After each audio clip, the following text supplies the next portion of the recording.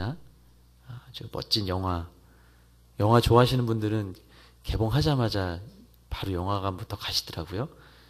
예, 제가 좋아하는 한 목사님도 그런 목사님이 계신데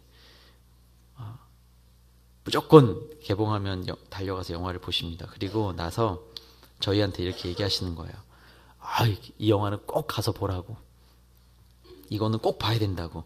이건 봐야 진짜 이건 봐야 적어도 설교가 할 수 있다고 막 자랑합니다. 근데 저는 이렇게 영화관을 많이 찾아가는 편은 아니어서 그렇게 말씀하시면 이제 그래요? 그러면 한번 저도 봐야겠군요. 이러면서 영화를 볼 때도 있습니다. 그래서 여러분은 어떠세요?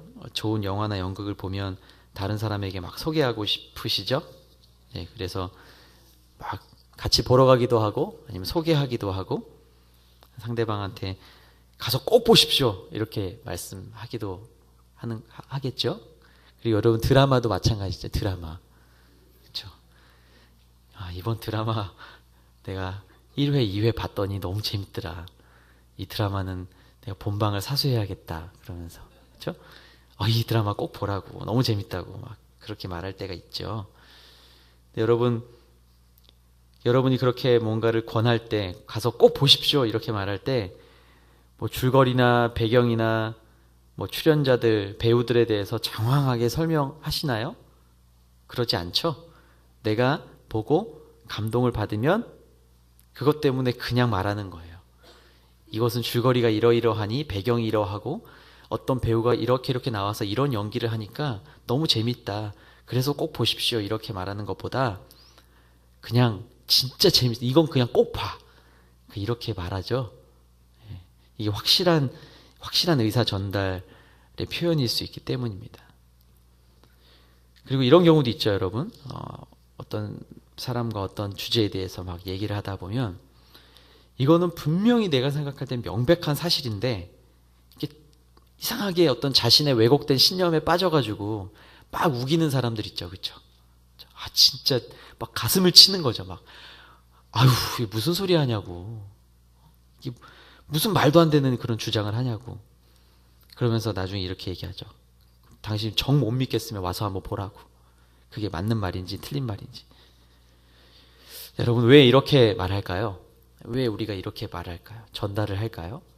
이거는 내가 받은 감동, 내가 믿고 있는 진실, 그거를 알리고 싶은 마음이죠. 그 가치를 전하고 싶은 마음에서 이렇게 하는 거예요. 내가 받은 감동도 없고 아무런 의미도 없는데 여러분 누구한테 찾아가서 이렇게 막 하나요? 그렇지 않죠. 오늘 말씀의 제목이 와서 보라라는 제목이에요.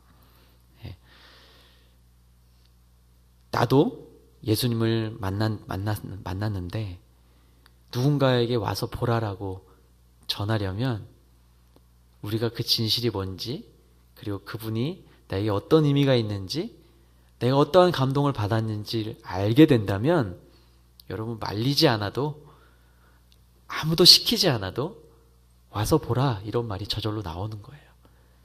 하다못해 드라마도 그런데 사람들이 만든 재밌는 책이나 영화도 그러한데 우리는 예수님 만난 사람이잖아요. 그러면 우리가 누군가에게 와서 보십시오 라고 말할 수 있다는 거죠. 오늘 말씀은요 이렇게 부름받는 제자의 모습이 펼쳐집니다. 예수님께서 단 한마디로 제자들을 부르시는 거예요. 와서 보라. 오늘 말씀의 제목이고 또 결론이기도 하고 오늘 이제 여성 전도 집회를 준비하고 있는 이 시기에 그리고 또 사순절 기간이에요. 여러분 예수님을 어떻게 초청할 것인가? 여러분은 과연 이렇게 예수님을 와서 보라라고 말할 만큼 내 안에 진짜 감동과 은혜와 예수님이 나에게 그런 정말 가치가 있는 진리 되신 분인가라는 고백이 오늘 저와 여러분 안에 다시 한번 있기를 축복합니다. 흐릿해져서 내가 누군가에게 와서 보라 이렇게 말할 용기가 없으셨던 분들 혹시 계신가요? 오늘 말씀을 나누면서 예수님의 그 음성이 예수님이 부르시는 그 음성이 어떻게 들려지는지 그 음성을 들을 수 있게 되기를 주님의 이름으로 축복합니다. 오늘 말씀 크게 두 부분으로 나뉘어질 수 있을 것 같아요. 우리가 읽은 29절부터 34절까지는요, 세례 요한이 증언하는 장면이고요. 그리고 35절부터 마지막 42절까지는요, 첫 번째 제자들이 하고 있는 고백, 제자들이 예수님 만났을 때 처음으로 하는 그 고백이 담겨져 있습니다. 크게 두 부분으로 나뉘어져 있는데요, 이 두 부분으로 나눠진 본문을 통해서 예수님께서 어떻게 우리를 부르셨고, 그리고 제자들은 어떻게 그것을 고백하고 있는지 한번 살펴보기를 원합니다. 오늘 첫 번째 부분 한번 읽어보겠습니다. 29절부터 34절, 조금 길지만 다 같이 한 목소리로 읽어보도록 하겠습니다.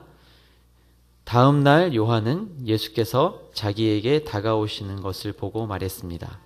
보시오, 세상 죄를 지고 가시는 하나님의 어린 양이십니다. 내가 전에 내 뒤에 오시는 분이 나보다 앞선 것은 그분이 나보다 먼저 계셨기 때문이다 라고 말했던 분이 바로 이분이십니다. 나도 이분을 알지 못했습니다. 그러나 내가 와서 물로 세례를 주는 까닭은 바로 이분을 이스라엘에게 알리기 위해서입니다. 그리고 요한은 또 이렇게 증언했습니다. 나는 성령이 하늘에서 비둘기같이 내려와 그분 위에 머무는 것을 보았습니다. 나도 이분이 그분인 줄 알지 못했습니다. 그러나 물로 세례를 주라고 나를 보내신 분이 어떤 사람에게 성령이 내려와 머무는 것을 내가 보게 되면 그가 바로 성령으로 세례를 줄 분임을 알라고 일러주셨습니다. 그런데 나는 그것을 보았습니다. 그래서 이분이 하나님의 아들이라고 증언하는 것입니다. 아멘. 우리가 읽은 이 첫 번째 부분 34절까지 말씀을 보면 세례 요한이 예수님이 누구신가에 대해서 본인이 직접 증언하는 장면이에요. 변호하고 있는 장면이에요. 사람들은 계속해서 의심했죠. 아마도 뒤에 본문을 쭉 보면 아시겠지만 예수님이 누구냐, 이분이 누구냐.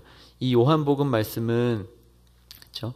이 기록된 시기를 봐도 이 다른 복음서보다 좀 늦게 기록이 된 거예요. 이때는 이미 1세기 후반이죠. 1세기 후반인데 아마 예수님에 대해서 많은 사람들이 이미 보았고 들었고 예수님 행하신 일들을 다 알고 있었을 거예요. 그렇죠? 예수님에 대한 여전한 사람들이 여전히 이분이 메시아 하나님의 아들이심을 부인하는 많은 사람들이 있었을 것이고, 그렇죠? 예수님께서 예수님께서 십자가에 달려 죽기 위해 이 땅에 오셨다라는 그런 진리의 선포도 믿지 못하는 그런 사람들도 있었을 거예요. 근데 예수님께서 보내신 요한, 여기에 요한복음에 나온 세례 요한의 증언, 세례 요한이 예수님을 보고 하는 증언이 기록되어 있는 거예요. 세례 요한의 시대보다 뒤에서 기록되어 있는 본문임을 보시면 좋을 것 같아요. 자, 예수님을 보고 세례 요한이 이렇게 말합니다. 보시오, 세상 죄를 지고 가시는 하나님의 어린 양이십니다. 라고 말합니다. 자, 이스라엘 사람들한테는요, 이 어린 양이 아주 중요한 거였어요. 어떤 의미가 있었죠, 여러분? 이 어린 양이 구약시대 때 희생 제물이었어요, 제물. 그렇죠? 그리고 가장 가치 있게 여기는 집안의 재산이었어요. 지금은 부동산, 자동차 이런 게 한가요? 맞나요? 중요하다고 하고요. 필요한 거니까 집안의 재산으로 제일 중요한 거잖아요. 그렇죠? 근데 이 당시에는 이 가축이 특히 어린 양이 가장 중요한 재산이었습니다.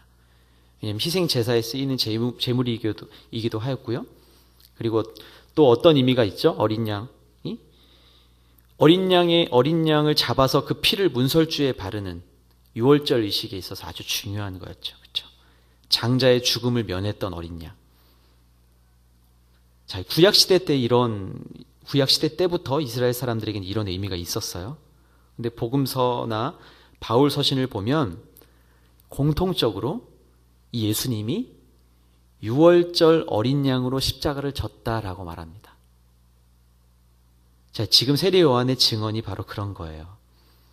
이분이 유월절 어린 양이 되어서 십자가를 진 것이다. 당신들을 위해서, 나를 위해서 이 땅에 오신 어린 양이다. 희생 제물로 하나님께 드려질 어린 양이다. 라고 증언하고 있는 거죠.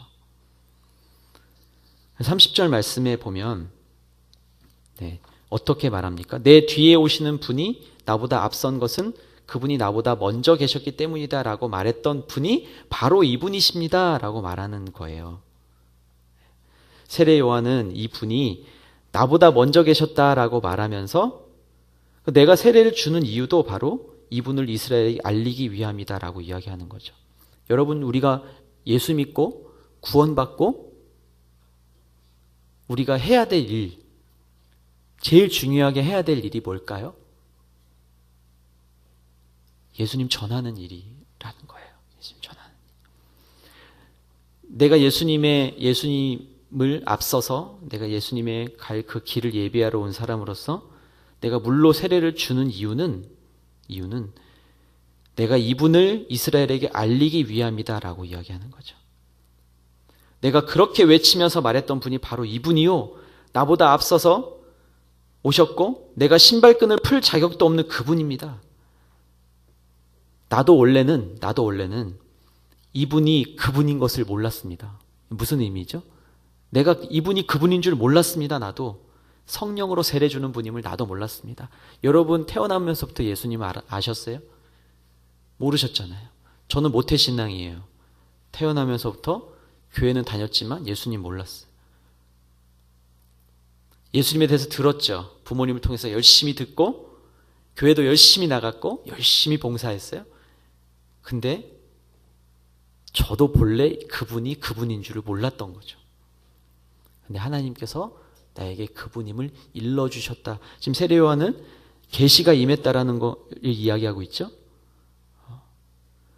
나한테 물로 세례를 주라고 나를 보내신 그분이 하나님이죠. 하나님이 성령으로 세례를 줄 사람이, 성령이 내려와 머무는 것을 네가 보게 되면 바로 그 사람이 성령으로 세례를 줄 사람임을 알라라고 하나님이 알려주셨다라는 거예요. 말씀하신 대로 성령께서 비둘기같이 그 머리 위에 내려오는 것을 내가 보았소. 그래서 내가 이분이 하나님의 아들이심을 내가 증언하는 것이오. 여러분은 어떠세요? 여러분은 그런 하나님이 여러분 안에 말씀해 주셨습니까? 이분이 여러분 안에 있는 예수 그리스도가 성령으로 세례를 주실 분임을 여러분 믿으십니까?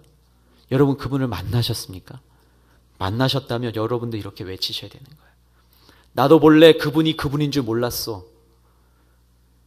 나도 교회는 다녔지만 내가 예수님이 나에게 그런 분인지를 나도 몰랐어.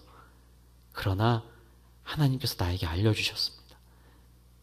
그래서 내가 이분이 하나님의 아들임을 이제 내가 증언합니다. 오늘 이 증언이 여러분의 입술 가운데 있게 되기를 축복합니다. 이건 그냥 세례 요한의 증언이 아니에요. 다른 사람의 증언이 아니라 오늘 이 시대를 살아가고 있는 우리들에게도 반드시 있어야 될 증언이라는 거예요. 여러분 예수님을 어떻게 믿고 어떻게 증언하십니까? 예수님 믿으면 그냥 복 받는 것으로만 아직도 제가 한 3주간 4주간 계속 이렇게 말씀을 통해서 여러분과 나눴죠. 여러분 예수 믿는 것이 무엇인가에 대해서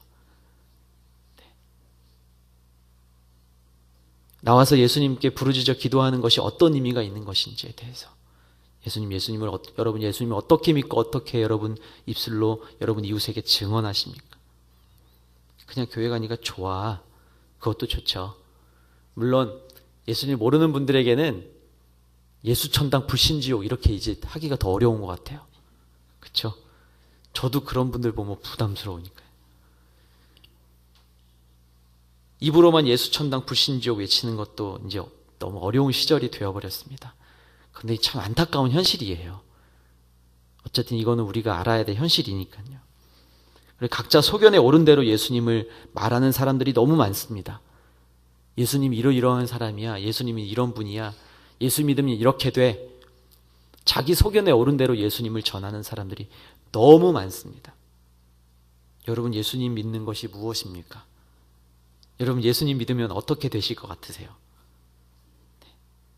너무 힘들어서 막 예수님 만나고 싶은 마음도 있으시죠? 그리고 내가 예수님 만나면 이렇게 될 것 같은 기대도 있으시죠?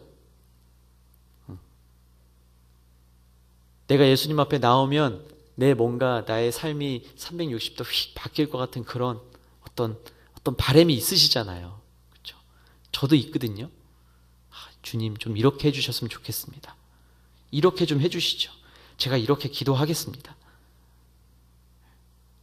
근데 그건요, 진짜 우리가 믿어야 될 것과는 별개의 문제이라는 거예요.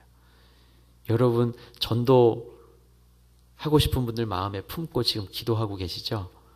그럼 여러분, 그분들에게 전해야 될 것이 무엇인가를 정확히 아셔야 될 필요가 있겠습니다. 뭘 전해야 될까요? 뭘 전해야 될까? 내가 전하는 예수님이 바로 그분이다. 어떤 분? 어떤 분이요? 태초에, 창세 전에 계셨다. 성부, 성자, 성령, 창세 전에 이미 존재하셨던 분이다. 그리고 죄가 들어와서 내가 죽게 되었는데, 죄로 인해서 죽게 된 나를 구원하기 위해서 사람의 몸을 입고 이 땅에 내려오셔서 내 죄를 대신 지시고 십자가에 죽으시고 부활하신 분이시다. 이것을 전해야 된다는 거예요, 여러분. 우리가 때로는 잃어버린, 제일 중요한 건데 잃어버릴 때가 참 많다라는 사실을 제가 말씀을 묵상하면서 생각을 해보게 됐습니다. 보시오, 세상 죄를 지고 가시는 하나님의 어린 양이십니다. 여러분, 이 고백이요, 이 증언이 우리는 말씀을 통해서 너무 쉽게 봤지만 사실은 여러분 삶을 통해서 이 증언이 뿜어져 나가야 됩니다. 여러분이 세상 죄를 지고 가는 사람처럼 보여져야 될 수도 있습니다. 그래서 여러분 어깨는 더 무거울 수도 있고요. 여러분 더 고난 가운데 처할 수도 있고요. 더 침뱉음을 받고 더 욕을 먹고 더 손가락질 받고, 그러나 내가 세상 죄를 지고 가는 그 예수님의 자녀로 나도 이제 그 예수님을 내 삶을 통해서 보여주려는 그런 각오와 결단이 있을 때, 여러분이 그럴 때 이웃집 예수님 알지 못하는 사람들에게 예수님을 전할 때 그때 능력이 나타나는 거예요. 쭈뼛쭈뼛, 이 사람이 그냥 내가 교회 가자 그러면 당신이나 잘 다녀. 당신이나 그냥 예수 믿는 교회 다닌다며 그렇게 살지 마. 이런 생각을 한다라면,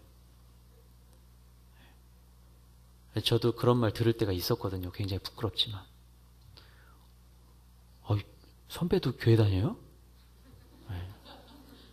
이런 말 저도 들었었어요. 저도. 이 얼마나 하나님이 이 피눈물을 흘리실까? 근데 내가 무엇을 전해야 할지도 잘 모르고, 어떻게 전해야 할지도 잘 모르고, 그냥 그렇게 나는 교회 20년 다녔는데 30년 다녔는데, 제가 너무너무 부끄럽고 정말 쥐구멍이라도 있으면 들어가고 싶은 그 심정.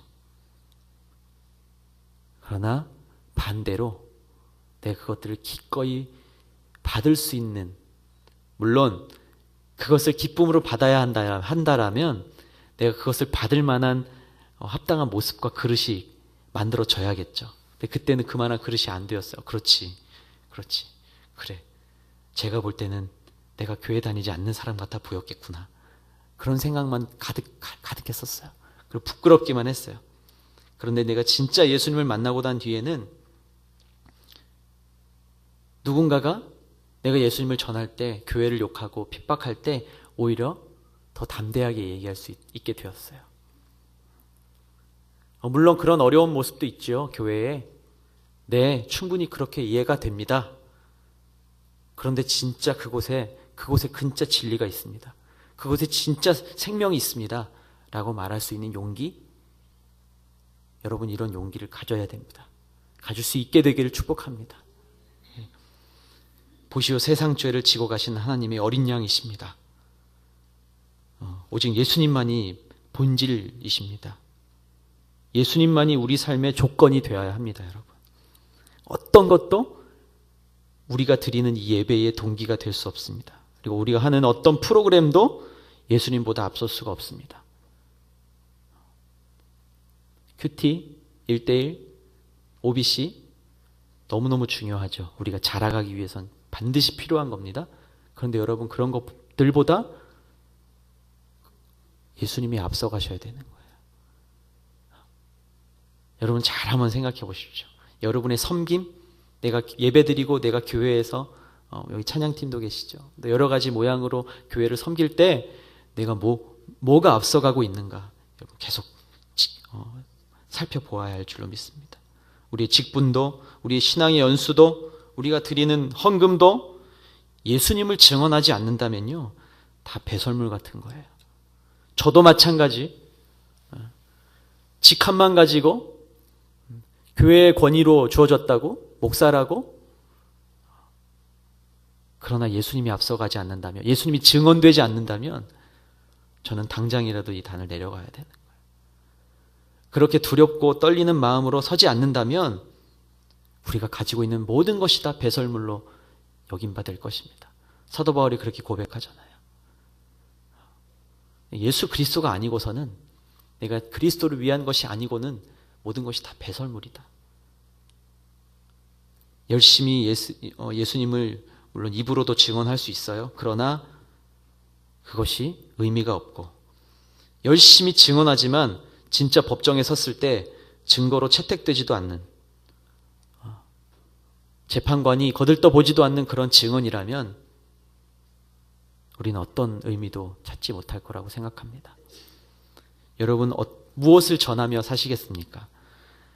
세례 요한이 증언하는 그 예수님을 나도 증언하면서 살아야 하지 않겠습니까? 사람들이 무엇이라고 하여도, 사람들이 뭐라고 할수록 나는 더 자신감이 있어져야 되는 거예요. 저처럼 선배도 교회 다녀? 그러면 점점 뒤로 물러나는 그런 신앙이 아니라, 교회 다닌다는 사람들이 더해 이렇게 말할 때 여러분 뭐라고 말씀하실 수가 있겠습니까? 네, 그럴 때도 있습니다. 그것이 우리의 죄입니다. 그것이 교회의 어두운 모습이었습니다. 내가 먼저 회개합니다.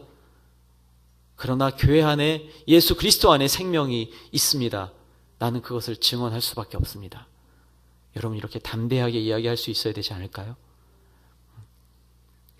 오늘 예배가 마쳐지고 또 여러분 편지를 쓰고 또 그분들에게 초청을 요청하고 할 때 여러분 이런 마음으로 하십시오.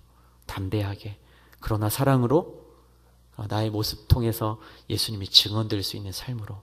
하나님 그렇게 해주십시오. 내가 이웃에게 말할 때 내 입술로, 내 표정부터 그 사람이 예수님을 거부하려 할 때에도 나는 담대하게 주님의 사랑을 가지고 전하게 해주십시오. 그렇게 기도하는 마음으로 오늘 선포할 수 있게 되기를 축복합니다. 두 번째 부분을 볼게요. 29절부터 34절까지.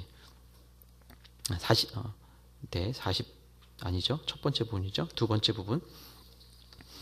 35절부터 마지막 42절까지 읽겠습니다. 시작. 다음날 요한은 자기 두 제자와 함께 다시 그곳에 서 있다가 예수께서 지나가시는 것을 보고 말했습니다. 보라, 하나님의 어린 양이시다. 그 말을 듣고 요한의 두 제자가 예수를 따라갔습니다. 예수께서 뒤를 돌아 그들이 따라오는 것을 보고 물으셨습니다. 무엇을 원하느냐? 그들이 말했습니다. 랍비여, 어디에 머물고 계십니까? 랍비는 선생이라는 뜻입니다. 예수께서 대답하셨습니다. 와서 보라. 그래서 두 제자는 가서 그분이 계시는 곳을 보고 그날 그분과 함께 지냈습니다. 때는 오후 4시쯤이었습니다. 요한의 말을 듣고 예수를 따라간 두 사람 중 한 사람은 시몬 베드로의 동생 안드레였습니다. 안드레는 가장 먼저 자기 형 시몬을 찾아가 말했습니다. 우리가 메시아를 만났다. 메시아는 그리스도라는 뜻입니다. 그리고 그는 시몬을 예수께 데려왔습니다. 예수께서는 시몬을 보고 말씀하셨습니다. 너는 요한의 아들 시몬이구나. 이제 너는 게바라고 불릴 것이다. 게바는 베드로라는 뜻입니다. 아멘.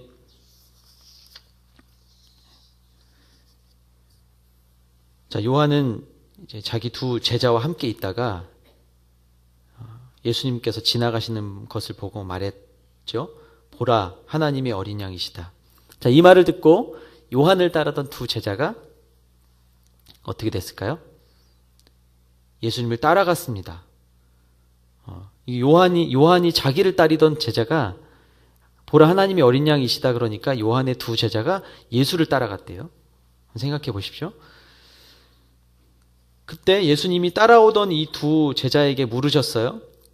너희가 무엇을 원하느냐? 너희가 무엇을 원하느냐라고 질문하셨어요. 자, 이 질문은 어떤 의미일까요? 귀찮은데 왜 따라와? 이런 걸까요? 얼마면 돼? 막 이런 건가요? 너희들이 무엇을 얻고자 하느냐? 날 따라오면 뭐가 있는데 날 따라오려고 하느냐? 무슨 목적으로 나의 제자가 되려고 하느냐? 라고 하는 근본적인 질문이에요. 제자도에 대한 근본적인 질문. 여러분 예수 왜 믿으십니까? 이거랑 똑같은 거예요. 왜 예배하십니까? 왜 예수 믿으십니까? 오늘 이렇게 예수님 만나러 오신 분들에게 좀 자꾸 제가 무거운 질문을 하는 것 같은, 맞아요. 다 맞습니다. 예수님을 만나러 이 자리에 왔으나 여러분 그 예수님을 왜 만나려고 하십니까? 라는 질문이에요. 무엇을 얻으려고, 무슨 목적으로? 예수님 물어보시는 거예요. 너희가 무엇을 원하느냐? 자, 이 질문에 대해서 이 따라오던 두 제자가 뭐라고 얘기합니까? 다시 반문하죠. 선생님, 어디에 머물고 계십니까? 이렇게 물어보는 거예요. 어디에 머물고 계십니까? 이 반문하는 이 반문의 의미는 뭘까요? 재밌죠? 뭘 원하느냐 물어봤더니 선생님 어디에 머물고 계십니까? 이렇게 물어보는 거예요. 자, 이 되물음은요, 이 두 사람이 예수님의 삶을 따라가고 싶은 그런 마음이 담겨 있다라고 보여요. 그렇죠? 여러분 어떻게 묵상하십니까? 이 사람들이 예수님의 제자가 되려고 하는 것이, 따라가려는 것이 예수님의 삶을 따라서 살고픈 마음이 담겨 있다라는 거죠. 예수님은 이미 아셨어요. 그리고 이렇게 한마디 하시는 거예요. 뭐라고요? 와서 보라. 와서 보라. 내가 있는 자리에 와서 보라. 너희들이 무엇을 원하느냐? 와서 보라. 자, 이 말씀을 듣고 따라간 이 두 사람 중에 한 사람이 누구였다고요? 바로 시몬 베드로의 동생 안드레였다는 거예요. 예수님의 첫 번째 제자가 됐. 물론 여기 본문은 요한복음의 공관복음에 나오는 것과 제자를 부르시는 장면이 좀 차이는 있지만, 자, 이렇게 예수님을 따라간 안드레가 또 제일 먼저 찾아간 사람이 누구죠? 41절에 보니까 자기 형 시몬을 찾아간 거예요. 그래서 가서 이렇게 또 증언하는 거예요. 뭐라고 증언합니까? 우리가 누구를 만났다? 메시아를 만났다. 이렇게 얘기합니다. 메시아. 여기가 굉장히 중요한 거예요. 메시아를 만났다라고 얘기한다는 것은요, 이 당시 유대인들은 예수를 메시아라고 인정하지 않는 수많은 사람들 안에서 아마 이 두 형제는 많은 고민을 하고 있었을 거예요. 누구이신가? 저 예수가 누구이신가? 저 요한이 증언하는 예수가 누구인가? 아마 열심히 고민하고 있었을 거예요.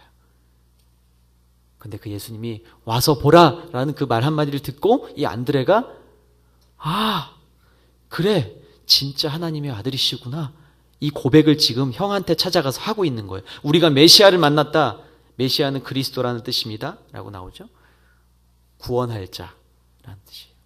우리를 구원할 사람을 내가 만났어. 형님, 내가 메시아를 만났습니다. 그리고 그 시몬을 예수님께 또 데려오는 거예요. 예수님께서 시몬을 보고 말씀하셨죠. 이미 이 시몬 베드로의 마음을 보고 계셨던 거예요. 너는 요한의 아들 시몬이구나. 이제 너는 게바라고 불릴 것이다. 게바라는 뜻이 베드로라는 뜻이고요. 이 베드로가 이 헬라어로 의미가 어떤 의미인가요? 반석이라는 의미입니다. 반석. 예수님이 이 베드로를 반석이다 라고 부르신 거예요. 오늘 뒤에 이어지는 말씀 본문을 봐도요, 빌립이라는 제자도 나옵니다. 빌립도 친구 나다나엘 찾아가죠. 이렇게 이야기해요. 구약 말씀에 기록된 그분, 율법에도 기록됐고 예언자들도 기록했던 그분, 메시아를 만났소. 그분은 요셉의 아들 예수시요. 이렇게 이야기합니다. 근데 나다나엘이 뭐라고 얘기하나요? 의심하죠? 나사렛에서 무슨 선한 것이 나겠느냐 이렇게 얘기하는 거예요. 그렇게 반문하는 나다나엘에게 빌립 역시 이렇게 얘기한 거예요. 뭐라고 얘기했어요?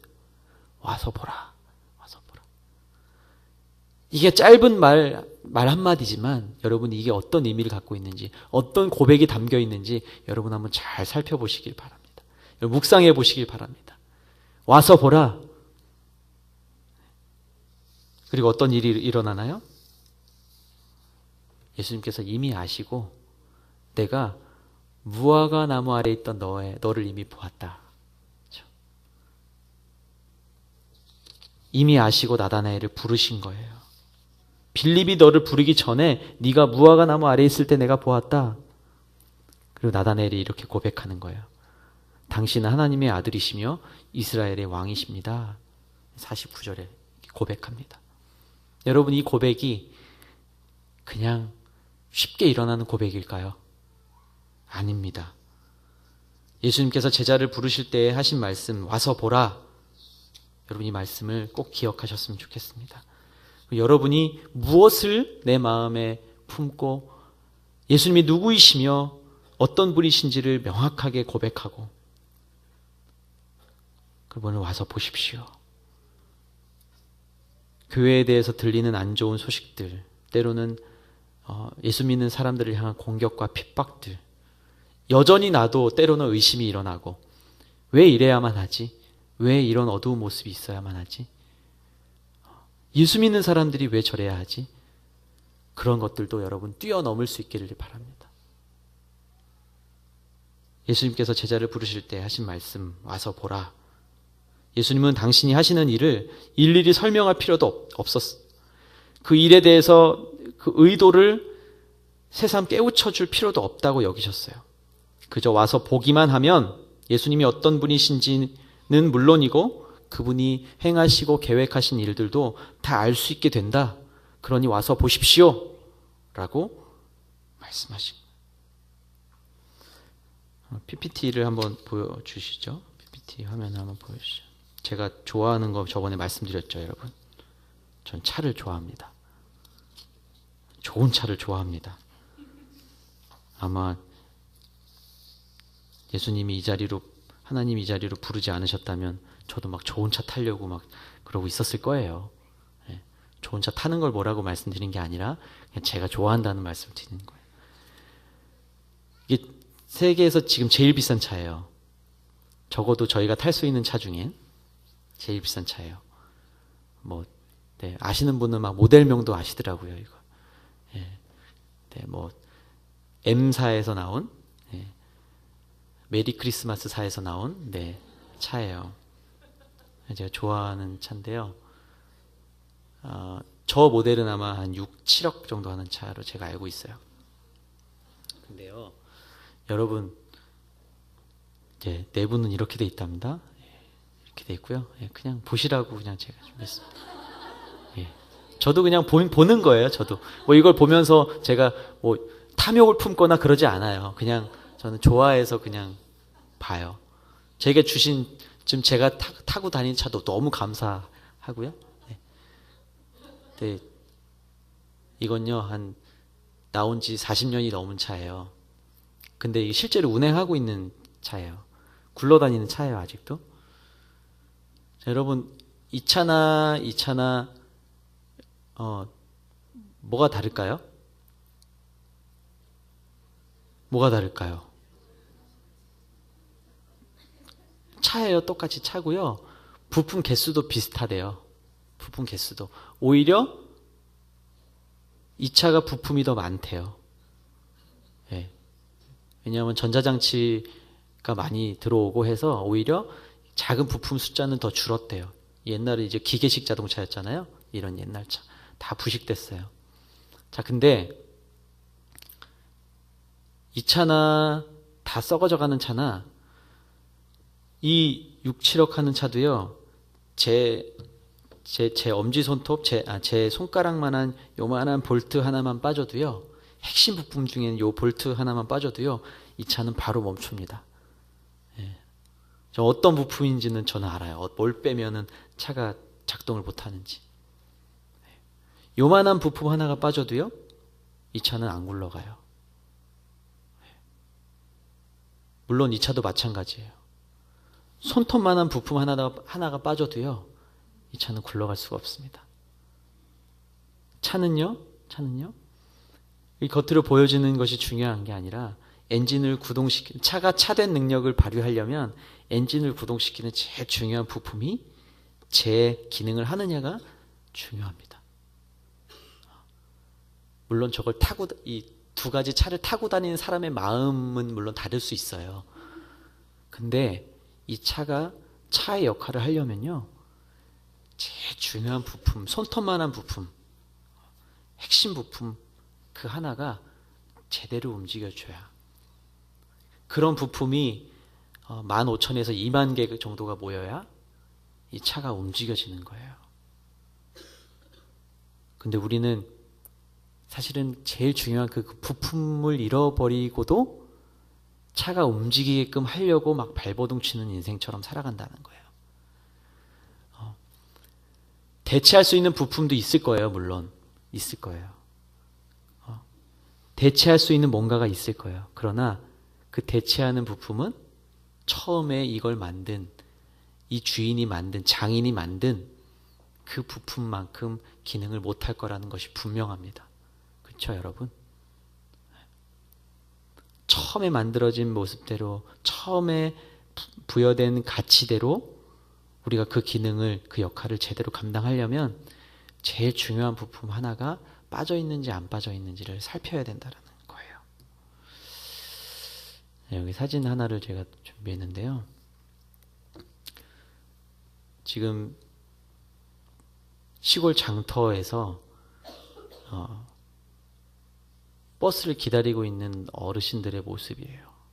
이 사진을 보면서 제가 위에다 기다림이라고 써놨어요. 예수님을 모르고 살아가는 사람들의 어떤 영적인 그런 모습이 이런 모습이 아닐까. 분명히 버스는 올 거예요.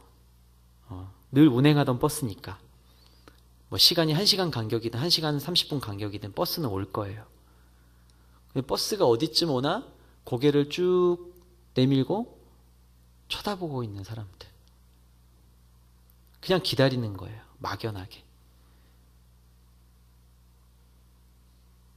분명히 와요. 버스는 분명히 옵니다. 버스 회사가 망하거나 아니면 천재지변이 일어나지 않으나 버스는 올 거예요. 언제 올지 모르는 그 버스를 기다리는 저런 사람들처럼 수많은 사람들이 오늘날 이렇게 뭔가 허전한 마음과 답답한 마음과 도대체 난 무엇을 보며 살아가야 하지? 생명이 도대체 어디에 있지? 이렇게 고민하는 사람들, 수많은 사람들이 이런 모습으로 아마 살아가고 있다고 생각합니다. 여러분 어떠세요? 이 사진을 보면서 혹시 내 모습은 이럴 때가 있지 않나? 라는 생각 해보지 않으시나요? 저는 이 사진을 보면서 내가 하나님 앞에서 서 있는 모습도 때로는 이러한 모습이지 않을까? 내가 예수님 믿지만 다시 이 땅 가운데 다시 반드시 오실 거라는 것을 믿지만 어디쯤 오시지? 언제 오셔? 그리고 이쪽에서 오시나? 이쪽에서 오시나? 그렇게 막연하게 쳐다보고 있는 저 버스는 지금 올 방향도 정해져 있어요. 그러나 사람들은 여전히 언제 올지 모르는 그 버스를 기다리면서 아무 말 없이 저렇게 기다리고 있는 거죠. 여러분, 이런 분들에게 예수님을 어떻게 증거하고 싶으십니까? 뭔가 보여줘야 하지 않을까요? 버스가 여기 오고 있습니다. 이 버스는 어디까지 가는 버스이고 몇 번 버스이니 이걸 타시면 안 되고 저걸 타셔야 됩니다. 아니면 이번 버스 말고 다음 버스가 여러분을 목적지까지 잘 인도해 갈 겁니다. 그렇게 알려주셔야 되지 않을까요? 우리가 예수님의 말씀을 전할 때도 와서 보라라고 말할 수 있어야 합니다, 여러분. 복잡한 계산이 아니라요, 이분이 바로 하나님이십니다 라고 하는 이 명제, 내가 고백하는 그 예수님을 와서 보라라고 말할 수 있어야 하는 거예요. 우리는 그저 기도하고 그분을 향한 사랑의 마음으로 와서 보십시오. 나도 원래 그분이 그분인 줄 몰랐습니다.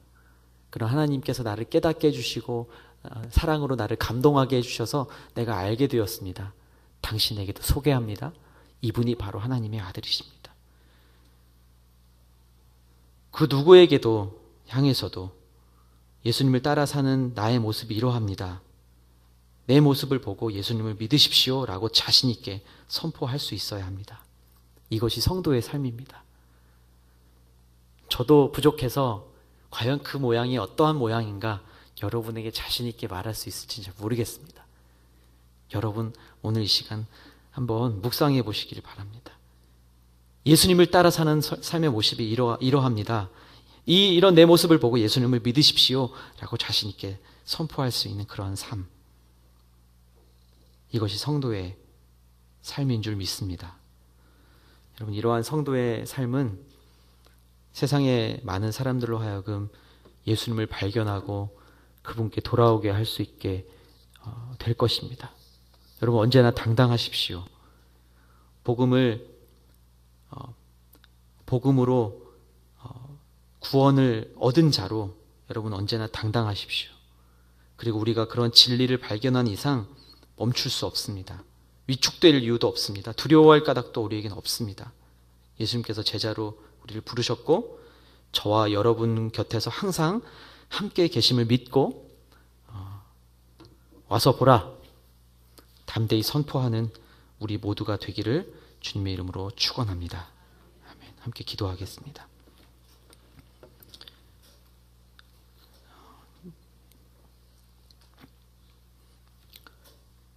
여러분, 예수님이 여러분에게 어떤 분이십니까? 하나님 어떤 분이십니까? 여러분 이 시간 다시 한번 묵상하면서 기도하기를 원합니다. 여러분 누군가가 예수님에 대해서 소개해달라고 할 때 여러분 어떻게 말씀하실 수 있겠습니까? 나를 만드셨고 창세 전부터 계셨고 나를 만드셨고